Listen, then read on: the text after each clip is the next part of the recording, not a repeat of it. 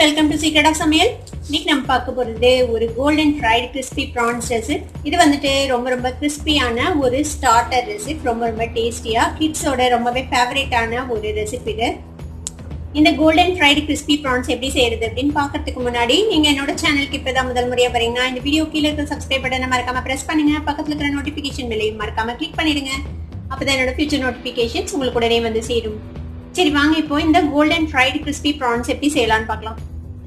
Golden fried ப்ரான்ஸுக்கு வந்துட்டு நான் ஒரு 200 கிராம்ஸ் அளவுக்கு ப்ரான்ஸ் எடுத்திருக்கேன். இதை வந்துட்டு நல்லா அந்த ஓடெல்லாம் நீக்கிட்டு பின்னாடி இருக்கிற அந்த வெயினை வந்துட்டு டீவைன் பண்ணிட்டு நல்லா க்ளீன் பண்ணிட்டு சுத்தமாக தண்ணியே இல்லாமல் எடுத்து வச்சுக்கோங்க. தண்ணி இருக்கக்கூடாது. தண்ணி இருந்துச்சுன்னா வந்துட்டு நம்ம ஃப்ரை பண்ணும்போது வந்துட்டு தெரிக்கும், இல்லைன்னா நல்லா ஃப்ரை ஆகாது கோல்டன் ஃப்ரையாக. அதனால நல்லா சுத்தமாக ட்ரெயின் பண்ணி இந்த மாதிரி ட்ரையாக எடுத்து வச்சுக்கோங்க. இப்போ இதில் ஒரு 1/2 டீஸ்பூன் அளவுக்கு பூண்டு மட்டும் ஒரு 6 பல் பூண்டு இந்த மாதிரி நசுக்கி வச்சிருக்கேன். இந்த பூண்டு பேஸ்ட் இதில் சேர்த்திடலாம். வெறும் பூண்டு மட்டும்தான் ஆட் பண்ண போகிறோம். இது கூட சில்லி பவுடர் ஆட் பண்ணிக்கோங்க. நான் வந்துட்டு ஒரு 1/2 டீஸ்பூனுக்கு கொஞ்சம் கம்மியாக சேர்த்துறேன். கூடவே ஒரு 1/4 டீஸ்பூன் பெப்பர் பவுடர் சேர்த்திக்கலாம். இது கூட ஒரு 1 டீஸ்பூன் வினிகர் சேர்த்திக்கலாம். வினிகருக்கு பதிலாக நீங்கள் வந்துட்டு லெமன் ஜூஸ் ஆட் பண்ணிக்கலாம், உங்களுக்கு வினிகர் வேணாம் அப்படின்னு நினச்சிங்கன்னா. இப்போ இதுக்கு தேவையான அளவுக்கு சால்ட் சேர்த்திக்கலாம். இப்போ இது எல்லாத்தையும் நல்லா ஒரு மிக்ஸ் பண்ணி விட்டுருங்க. இப்போ ஒரு முட்டையை வந்துட்டு இந்த மாதிரி ஒரு கப்ல வந்துட்டு பிரேக் பண்ணி விட்டுருக்கேன். இப்போ இதுல வந்துட்டு நம்ம பாதி அளவு ஆட் பண்ண போறோம். இவ்வளவும் தேவைப்படாது இந்த ப்ரான்ஸ்க்கு. ப்ரான்ஸ் கம்மியாக தானே இருக்கு. இப்போ இதுல இருந்து ஒரு பாதி அளவுக்கு எக் வந்துட்டு இதுல ஆட் பண்ணிடலாம். இதையும் நல்லா மிக்ஸ் பண்ணி விட்டுருங்க. இதோட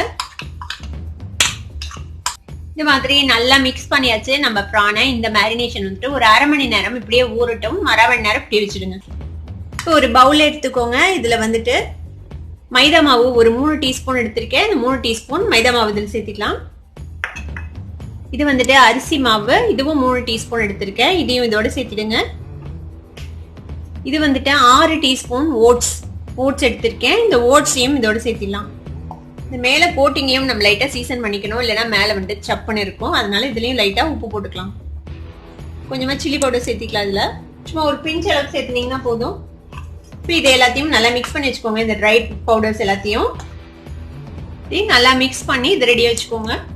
இப்போ நம்மளோட ப்ரான்ஸ் வந்துட்டு ஒரு 30 நிமிஷமா ஊறி இருக்குது. நல்லா ஊறி இருக்கும் இந்நேரத்துக்கு. இந்த ஃப்ளேவர்ஸ் எல்லாம் உள்ளே இறங்கியிருக்கும். இப்போ என்ன செய்யலாம்னா திருப்பி ஒரு நல்ல மிக்ஸ் கொடுத்துடுங்க. இதை நல்லா மிக்ஸ் பண்ணி விட்டுட்டு இப்போ ஒரு ப்ரானை எடுத்து நம்ம இந்த ட்ரை மிக்சர் நம்ம ரெடி பண்ணி வச்சுருக்கோம்ல அது மேலே போட்டுடலாம். இதில் போட்டுட்டு மாதிரி இந்த ட்ரை மிக்சரில் வந்துட்டு நல்லா கோட் பண்ணிக்கோங்க.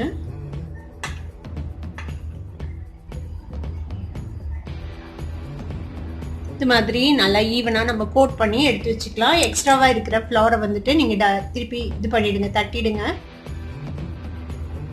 எல்லா ப்ரான்ஸையும் இந்த மாதிரி நம்ம அந்த இதில் டஸ்ட் பண்ணி கோட் பண்ணியாச்சு. இப்போ இதை வந்துட்டு நம்ம டீப் ஃப்ரை பண்ணி எடுக்கணும். இப்போ டீப் ஃப்ரை பண்ணுறதுக்கு வந்துட்டு எண்ணெய் சுட வச்சுருக்கேன். இப்போ எண்ணெய் ஹீட் ஆயிடுச்சு. இப்போ நம்ம கோட் பண்ணி வச்சுருக்கிற இந்த ப்ரான்ஸை வந்துட்டு இதில் போட்டுடலாம்.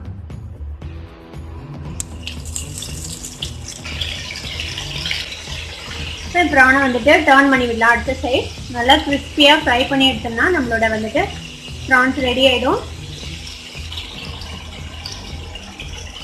இது சீக்கிரமே ஃப்ரை ஆகிடும். ரொம்ப நேரம் ஃப்ரை பண்ணாதீங்க, அப்புறம் ரப்பர் மாதிரி ஆகிடும் நம்மளோட ப்ரான்ஸ். இங்கே பாருங்கள் நல்லா ஃப்ரை ஆயிடுச்சு. இப்போ இதை எடுத்துடலாம் அந்த எண்ணெயிலேருந்து. இப்போ நல்லா கோல்டன் கலர் வந்துச்சு. இப்போ இதை எடுத்து இந்த மாதிரி ஒரு டிஷ்யூ பேப்பரில் போட்டுடுங்க. நம்மளோட கோல்டன் ஃப்ரைடு கிறிஸ்பி ப்ரான்ஸ் இப்போ ரெடி ஆயிடுச்சு. மீதி இருக்கிற ப்ரான்ஸையும் இதே மாதிரி பொரிச்சு எடுத்துடலாம். நம்ம எல்லா ப்ரான்ஸையும் பொரிச்சு எடுத்தாச்சு. இதுக்கு வந்துட்டு நான் கார்னிஷ்க்கு வந்துட்டு மேலே வந்துட்டு கொஞ்சமாக கொத்தமல்லியும் ஸ்ப்ரிங் ஆனியன்ஸும் போட்டிருக்கேன். நீங்கள் வந்துட்டு இதுக்கு மேலே லைம் ஜூஸ் கொஞ்சம் புளிஞ்சு விடலாம். ரொம்பவே டேஸ்டியாக இருக்கும். ஒரு டேங்கி டேஸ்ட்டோடு இருக்கும் சாப்பிட்றதுக்கு. உங்களுக்கு பிடிக்கும்னா நீங்கள் வந்துட்டு லெமன் ஜூஸ் ஸ்க்வீஸ் பண்ணிக்கோங்க இதுக்கு மேலே. இந்த கோல்டன் ஃப்ரைட் கிறிஸ்பி ப்ரான்ஸை நீங்களும் ட்ரை பண்ணி பார்த்துட்டு எப்படி இருந்தது அப்படின்னு கமெண்ட்ஸில் ஃபீட்பேக் கொடுங்க. இந்த வீடியோ உங்களுக்கு பிடிச்சிருந்ததுன்னா சப்ஸ்கிரைப் பண்ணுங்க, பக்கத்தில் இருக்கிற பெல் ஐக்கானை கிளிக் பண்ணுங்க. அப்போ தான் நோட்டிஃபிகேஷன் சொன்னேன் உங்களுக்கு வந்து சேரும். லைக் பண்ணுங்க, ஷேர் பண்ணுங்க. தேங்க்யூ ஃபார் வாட்சிங் this video viewers. Bye bye.